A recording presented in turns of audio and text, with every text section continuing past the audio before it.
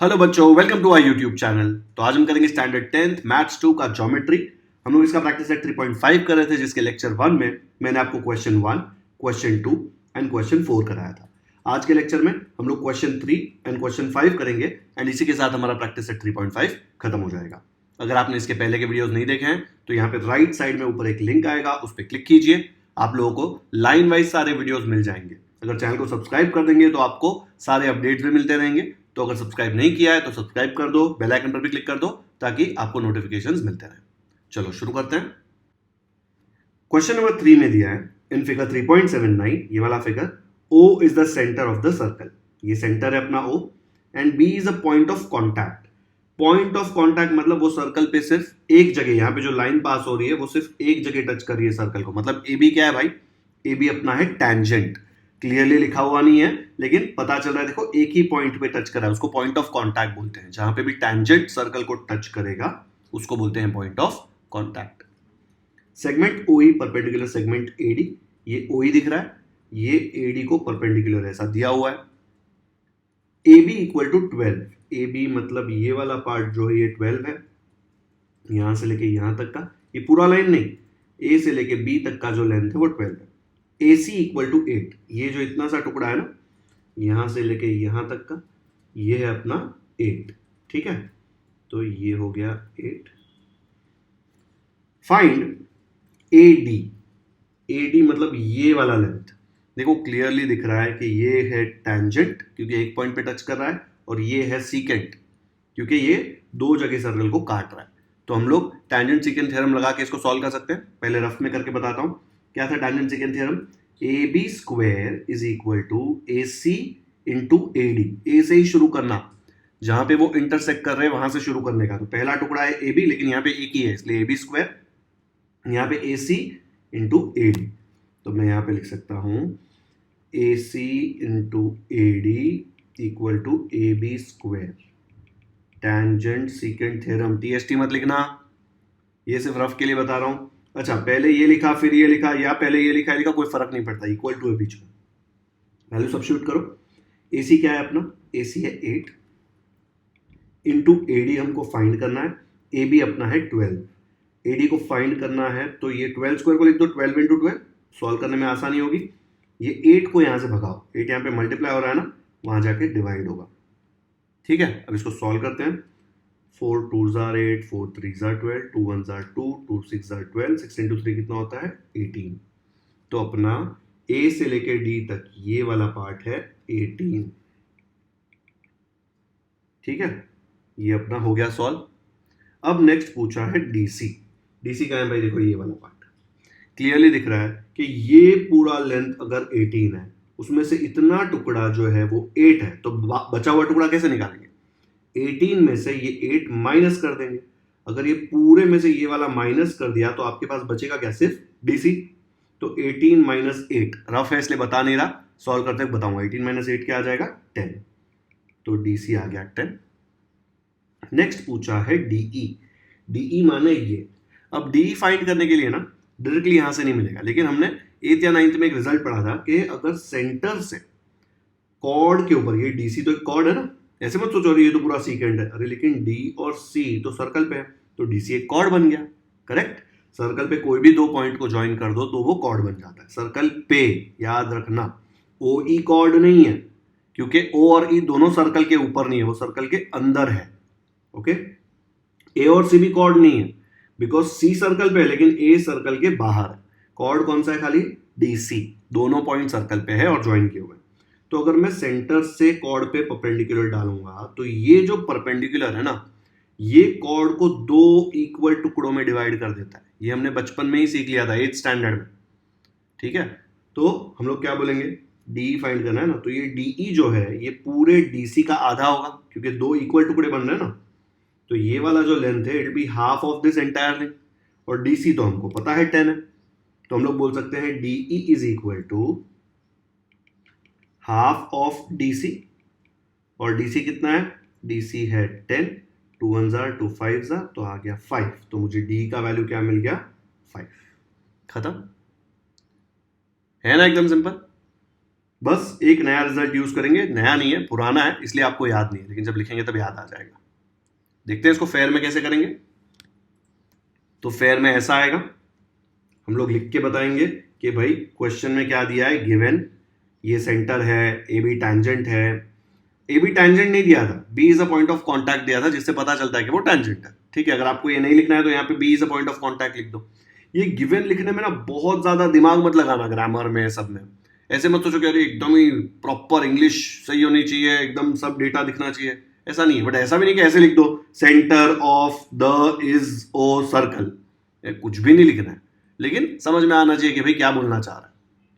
Segment ओई perpendicular AD दिया हुआ था, ए बी 12 ए सी 8, ये ए बी 12 और ये ए सी 8। ओके, तो पहला तो A B is a tangent and AD is a secant, ये दिया हुआ है क्वेश्चन में, चाहिए तो इधर गिवन लिख दो, मैं लिख देता हूं गिवन, अभी लिख दिया यहाँ पे गिवन। अगर ऐसा है तो A B square equal to A C into AD आ जाएगा।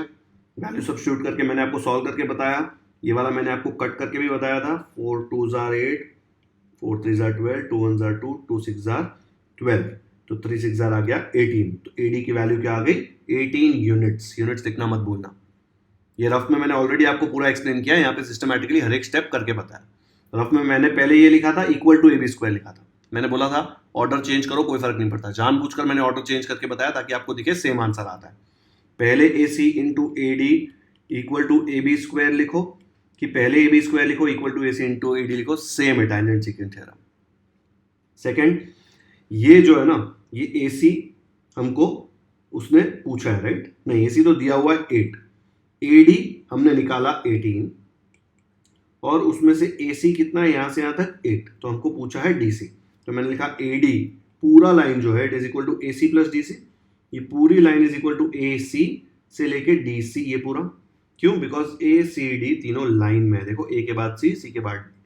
इसको ऐसे लिखा कि डी ए सी तीनों एक लाइन में, तो राइट में लिखा क्या? नहीं, बिकॉज ऐसे लिखने का मतलब है ए डी और सी के बीच में है। ए है क्या डी और सी के बीच में? नहीं है, इसलिए एकदम ऑर्डर ध्यान रखना, ए डैश सी डैश डी लिखो या डी डैश सी डैश ए लिखो, सी बीच में है तीनों पॉइंट के। वैल्यू सब्स्टिट्यूट किया, ये 8 यहाँ पे प्लस है, वहां जाके माइनस होगा, 18 माइनस 8 10 होता है, तो 10 इक्वल टू डी सी का मतलब है डी सी इक्वल टू 10, तो फाइनल आंसर लिख दिया D C equal to 10 units. Done. फिर नेक्स्ट उसने पूछा था डीई, यहां से लेके यहां तक, तो मैंने बोला ओई परपेंडिकुलर दिस लाइन या OE perpendicular DC, and we know that perpendicular from the centre to the chord bisects the chord. Bisect मतलब दो टुकड़े, बाइसेक्ट, बाय मतलब टू, सेक्ट मतलब टुकड़े, ठीक है?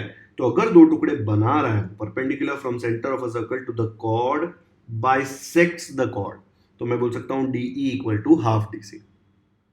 डीसी कितना था? 10, इसको कट करेंगे, 2 1s are 2 5s are, तो आ गया आंसर 5 यूनिट्स, तो आप लिख देंगे डी इक्वल टू 5 यूनिट्स। ये आ गया आपका पूरा सोल्यूशन। ओके, 3 क्वेश्चन पूछे थे, तीनों हमने सॉल्व कर दिए, फटाफट से कॉपी करो, एक बार चेक कर लो तीनों हमने निकाला है ना जो पूछा है वो, नहीं तो पता चला पूछा कुछ और है निकाला कुछ और है, मार्क्स नहीं मिलेंगे। ऐसे नहीं बोलेगी टीचर अरे इसने पेज भर दिया यार, इसको मार्क्स दे देते हैं। हिस्ट्री का पेपर है क्या? हिस्ट्री में पेज मत भरना, बट मैथ्स में तो फैक्ट्स लिखने पड़ते हैं। हो गया कॉपी? नेक्स्ट करते हैं। 5th क्वेश्चन में दिया है in figure 3.81 segment EF is a diameter. ये डायमीटर है, मतलब ये सेंटर होगा H, and segment DF is a tangent segment. D से लेके F, देखो F सर्कल पे एक पॉइंट है जिसपे ये लाइन उसको टच कर रही है, तो क्या होता है भाई? Tangent. The radius of the circle is R। ये HE और HF दोनों R है क्योंकि क्वेश्चन में दिया हुआ है। Prove that DE into GE equal to 4R²। ठीक है, ये देखकर बहुत लोगों को ऐसा लगता है अरे ये तो टैंजेंट सीकेंट थ्योरम में आता है, ये सेम नहीं आता, टैंजेंट सीकेंट थ्योरम में कुछ अलग आता है। तो ये क्वेश्चन थोड़ा देख के सॉल्व करना पड़ेगा, रेडियस भी यूज करना है, टैंजेंट सीकेंट थ्योरम भी यूज करना है, और नॉर्मल अलजेब्रा के जो स्टेप्स होते हैं इक्वल टू के इस साइड लेके जाओ उस साइड लेके जाओ, वो भी यूज करना है। ओके, तो पहले क्या करेंगे हम लोग? पहले हम लोग देखते हैं कि भाई यहाँ पे टैंजेंट है और सीकेंट है, तो टैंजेंट सीकेंट थ्योरम तो लगेगा ही। डी से शुरू हो रहा है तो हम लोग क्या लिखेंगे टैंजेंट सीकेंट थ्योरम से? पहले rough form, DF² is equal to, यहां से शुरू हो रहा है देखो, तो DF² इक्वल टू DG, पहला टुकड़ा D से शुरू होना चाहिए, और दूसरा टुकड़ा क्या है? डी से लेके ई तक, ये अपना टेंजेंट है, ये अपना सीकेंट है। तो D F square is equal to, D से शुरू करो, डी जी इंटू डी ई।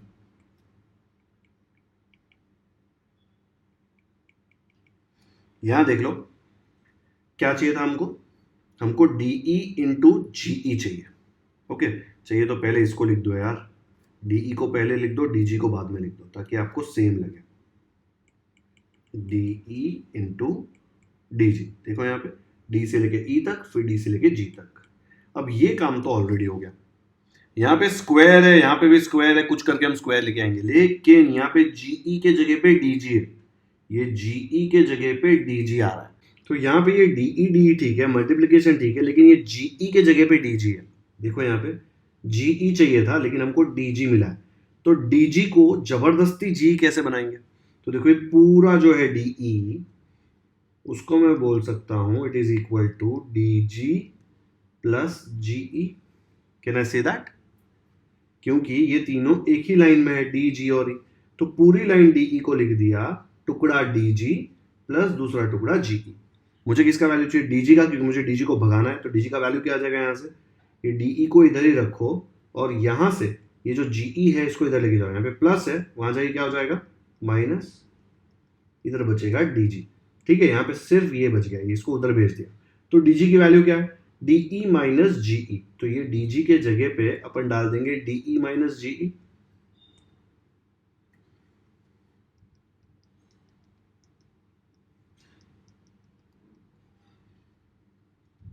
ओके, अब ये एक्सपैंड करो, ये डीई इससे मल्टीप्लाई होगा, डी इंटू डी आ जाएगा डी स्क्वायर। फिर यहाँ पे देखो ये प्लस है, ये माइनस है, plus into minus minus, and DE into GE क्या होगा? DE into GE. दिख रहा है? हमको ये चाहिए था, ये तो यहाँ पे यही स्टेप में आ गया। अब कुछ करके इसको और इसको 4r स्क्वायर में कन्वर्ट करना है। ओके, अब मुझे बताओ, यहां पे अगर मैं इसको यहां पे शिफ्ट कर दूं, ये डी इंटू जी को इधर शिफ्ट कर दूं, तो क्या आ जाएगा? डीई इंटू जीई प्लस बन जाएगा, बिकॉज यहाँ पे माइनस था, उधर जाके प्लस बनेगा। और ये डी एफ स्क्वायर को इधर भेज दो, तो मुझे मिलेगा DE square minus D F square, क्योंकि यहाँ पे ये प्लस था, उधर जाके माइनस हो जाएगा। तो मुझे क्या चाहिए? डीई इंटू जी तो मिल गया, लेकिन इक्वल टू के इस तरफ मुझे 4r स्क्वायर चाहिए। ठीक है, तो मुझे इनको जबरदस्ती 4r स्क्वायर बनाना है। काफी सिंपल है, यहां देख लो, ये जो ट्राइंगल है इसमें ये टैंजेंट है। अगर ये टैंजेंट है तो हमने 3.1 में सीखा था कि ये वाला एंगल तो 90 डिग्री होता है। Tangent theorem, tangent secant theorem नहीं, टैंजेंट थ्योरम। क्यों? बिकॉज ये रेडियस है और ये टैंजेंट है। तो टैंजेंट के ऊपर जब हम रेडियस ड्रॉ करेंगे सेंटर से, तो वो लाइन हमेशा परपेंडिकुलर होती है। ये परपेंडिकुलर मतलब ये 90 डिग्री, मतलब ये ट्राइंगल क्या बन गया? Right angle triangle.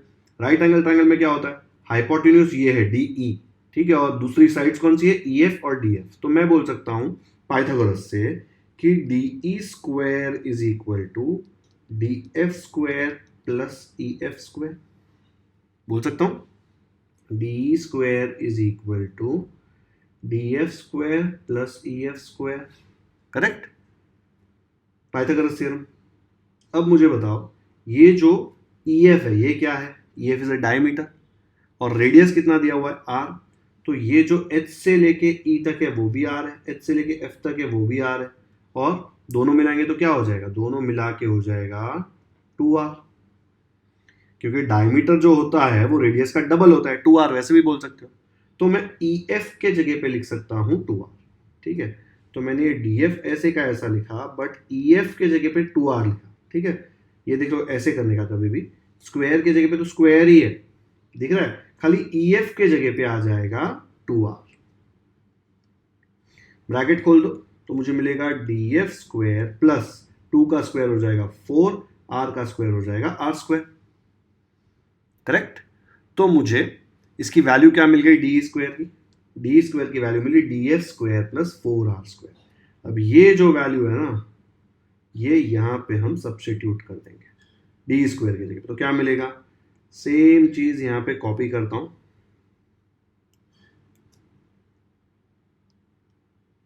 और डी ई स्क्वायर के जगह पे, बाकी सब सेम रहेगा, ये भी बेचारा ऐसे ही रहेगा, थोड़ी जगह कर देते हैं, क्या आ जाएगा इसके जगह पे, D F square plus 4r², bracket खोलो, D F square plus 4r² minus D F square, D F square minus D F square cancel, क्या बचा, D E into G E equal to 4r², खत्म, यही तो पूछा था, D E into G E equal to 4r², है ना एकदम टाइम पास क्वेश्चन। तो देखो यहाँ पे टैंजेंट सीकेंट क्लियरली पता चल रहा था, इसलिए मैंने टैंजेंट सीकेंट थ्योरम लगाया है यहाँ पे, रफ है ये, फेयर में पूरा लिख के बताऊंगा। फिर मुझे क्वेश्चन देख के टू प्रूव में दिख रहा है डीई है, प्रॉब्लम किस में है, डीजी में, तो डीजी को भगाने के लिए डीजी को लिख दिया डीई माइनस जीई, करेक्ट। फिर ये इसको एक्सपैंड किया, D into D D square minus D into G D into G. अब ये वाले क्वेश्चन में देखो डी इंटू जी है, मतलब ये तो हमारे काम की चीज़ है, काम का क्या नहीं है, डी एफ स्क्वायर और डी स्क्वायर, करेक्ट। तो ये 4r² कुछ तो करके D F square into D square को चेंज करेगा। तो यहाँ पे देखो क्या है, मुझे D F square is equal to this, अब मुझे इसका वैल्यू चाहिए, तो ये माइनस को उस तरफ शिफ्ट किया तो प्लस, ये डी स्क्वायर को इधर ऐसे ही रखा, ये यहाँ पे प्लस था, उस तरफ जाके माइनस बन गया, ओके। तो देखो मुझे ये मिल गया, अब मुझे कुछ करके इसको 4r² में कन्वर्ट करना है। तो मैंने क्या किया, मुझे पता है कि ये 90 डिग्री है बिकॉज ये रेडियस है, ये यहाँ से रेडियस है और ये टैंजेंट है, टैंजेंट थ्योरम, तो मुझे पता है 90, तो ये ट्राइंगल बन गया राइट एंगल ट्राइंगल। तो लगाया Pythagoras, D E square is equal to D F square plus E F square, कौन सा थ्योरम, पाइथागोरस थ्योरम, पीटी मत करना वहाँ पे, पूरा लिखना है। फिर मुझे पता है कि डी एफ तो काम आ जाएगा मेरे यहाँ पे, लेकिन ये ई एफ क्या है, ई एफ तो है 2r, तो उसको लिख दिया 2r² D F square plus 4r², तो मुझे यहाँ पे क्या मिल जाएगा, डी स्क्वायर का वैल्यू, ये मैंने यहाँ पे सब्स्टिट्यूट कर दिया, सब्स्टिट्यूट किया, कट किया, तो जो पूछा था वो आ गया, है ना एकदम सिंपल। चलो देखो इसको फेयर में कैसे करेंगे, तो ऐसे आएगा फेयर में, पहले गिवन लिख देंगे जो क्वेश्चन में दिया है, radius H E radius H F is equal to R, to prove क्या है, D E into G equal to 4r²।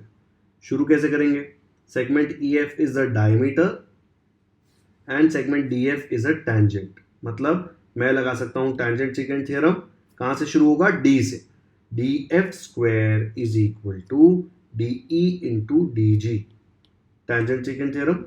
फिर मुझे पता है कि मुझे डी ई तो चाहिए लेकिन डी जी नहीं चाहिए, तो डी जी के जगह पे मैंने लिख दिया डी ई माइनस जी ई, कहां से आया ये, D E minus G E, ये अलग से ऊपर सॉल्व करूं कि चलेगा ऐसे लिखूंगा, तो ये डी जी देखो ना, D G is nothing but D E minus G E, ये वाला टुकड़ा निकाल दूंगा तो डी जी बचेगा, फिर इसको मल्टीप्लाई किया D into D D square, D E into G आ जाएगा डी इंटू जी, ये तो मुझे चाहिए था ना क्वेश्चन में, देखो यहाँ पे टू प्रूव, तो इसको लेफ्ट साइड शिफ्ट किया तो ये प्लस बन जाएगा, ये डी स्क्वायर यहाँ पे प्लस है, उधर शिफ्ट किया तो माइनस बन जाएगा, ये आ गया अपना इक्वेशन 1, ओके।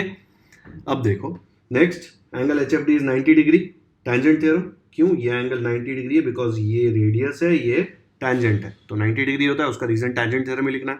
तो right angle triangle E F D में मैंने पाइथागोरस लगा दिया, पाइथागोरस बोलता है D E square is equal to D F square plus E F square, ये 90 है, तो यहाँ पाइथागोरस थ्योरम रीजन लिख दिया, डी स्क्वायर को ऐसे ही रखा, ये ई एफ को लिख दिया 2r because E F is diameter, तो ई एफ आ जाएगा 2r का स्क्वायर किया तो हुआ 4r², तो मुझे यहाँ पे डी ई स्क्वायर की वैल्यू मिली D F square plus 4r², ये इक्वेशन 2 जो है डी ई के जगह पे ये वैल्यू मैं सब्स्टिट्यूट कर दूंगा, तो ये पूरा ऐसे का ऐसा नीचे कॉपी किया, D E into G E equal to minus D F square तो है, ये डी स्क्वायर की जगह पे क्या डाल देंगे, D F square plus 4r², देखो यहाँ पे ये ऐसे ही कॉपी किया, ये भी ऐसे ही कॉपी किया, खाली ये जो है ना डी स्क्वायर, इसके जगह पे लिख दिया D F square plus 4r² यहाँ से, फिर यहाँ पे जब ये ब्रैकेट खुल गया तो ऐसे ही रहेगा, ये माइनस डी एफ स्क्वायर आएगा, ये डी एफ स्क्वायर और ये डी एफ स्क्वायर कट हो जाएगा, D F square minus D F square 0, बचा सिर्फ 4r²। टू प्रूव अपना यही था, इसलिए हम लिख देंगे हेंस कॉमा प्रूव्ड, 3 अपने हसीन शब्द फुल स्टॉप, ठीक है। तो ऐसे आ जाएगा पूरा सोल्यूशन, बहुत ही सिंपल स्टेप्स मैंने सॉल्व करके दिया है, आप काफ़ी जगह ऐसे देखेंगे पहले ये करके बताया फिर ये किया है, सेम है, कोई फर्क नहीं पड़ेगा, बट लॉजिकली मुझे दिखता है कि पहले ये टैंजेंट सीकेंट थ्योरम क्लियरली यहाँ पे दिखाई दे रहा है, और क्वेश्चन में जो आधा पार्ट है वो ऐसे ही फर्स्ट स्टेप में ही आ जाता है, ओके। तो यहाँ पे हमारा 5th क्वेश्चन भी होता है खत्म। तो आज के लेक्चर 2 में मैंने आपको कराया question number 3 and question number 5 and इसी के साथ हमारा प्रैक्टिस सेट 3.5 खत्म और हमारा सर्कल्स का हर एक प्रैक्टिस सेट का हर एक क्वेश्चन सॉल्व करके खत्म हो गया। ठीक है, अभी आपके कॉन्सेप्ट्स बहुत ज़्यादा क्लियर है, आपको बाहर के क्वेश्चंस अलग से दिए गए तो भी आपको ये सारे कॉन्सेप्ट्स काम आने वाले हैं और वो कॉन्सेप्ट्स यूज करके आप अननोन क्वेश्चंस भी सॉल्व कर सकते हैं क्योंकि कॉन्सेप्ट तो सेम होता है। ठीक है, बेस आपका बिल्ड हो गया। आज का लेक्चर यहीं पे खत्म करते हैं। अगर वीडियो पसंद आया तो लाइक जरूर करें, लिंक अपने दोस्तों के साथ व्हाट्सएप पर शेयर करें ताकि उनको भी प्रैक्टिस सेट 3.5 और सर्कल्स, अलजेब्रा, ज्योमेट्री के बाकी चैप्टर्स अच्छे से समझ में आ जाए। अगर आपने ऑलरेडी सब्सक्राइब कर दिया है तो थैंक यू, नहीं किया है तो क्यों वेट कर रहे हो, इतने डिटेल में आपको हर एक सम कोई करके नहीं देने वाला। कमेंट्स मुझे जरूर बताएं कि आपको ये वीडियो कैसा लगा। आप जब भी कमेंट करते हैं मैं हर एक कमेंट पढ़ता हूं, हो सकता है हर एक कमेंट का जवाब नहीं दे पाऊं लेकिन पढ़ता मैं हर एक कमेंट हूं और मुझे बहुत अच्छा लगता है देख के कि मैं जो मेहनत कर रहा हूं वो किसी को समझ आ रही है। तो अगर आपको समझ में आ रहा है, कोई क्वेश्चन खुद से कर रहे हो तो कमेंट्स में मुझे जाके बताओ कि आपने ये यूज करके खुद से क्वेश्चन सॉल्व किया। Thank you so much for watching this video.